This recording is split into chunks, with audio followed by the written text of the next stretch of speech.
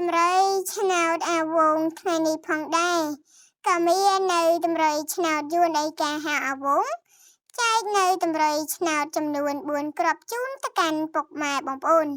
នៅក្នុងតម្រុយឆ្នោតនោះផងដែរក៏មានរួមទាំងលេខតូចក៏ដូចជាលេខធំលេខអូសផងដែរដើម្បីធ្វើការចែកនៅតម្រុយឆ្នោតយួនជូនទៅកាន់ពុកម៉ែបងប្អូនឲ្យកាន់តែច្បាស់ដើម្បីយកទៅធ្វើការចាក់ផ្សងសំណាងប៉ុន្តែតម្រុយឆ្នោតទាំងអស់នេះគឺសិតខ្សែជាតម្រុយឆ្នោតយួនឥតគិតថ្លៃដើម្បីចែកនៅតម្រុយឆ្នោតយួនដូច្នេះហើយមុននឹងចូលទៅកាន់នៅវីដេអូសូមពុកម៉ែបងប្អូនកុំភ្លេចជួយចុច like subscribe ដើម្បីទទួលបានរាល់វីដេអូថ្មីៗអាវងចែកលេខឆ្នោត85អាវងចែកលេខឆ្នោ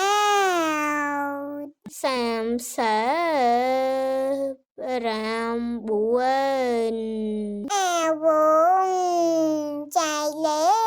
ខឆ្នោតអូខ្ទង់6អាវងចែកលេខឆ្នោត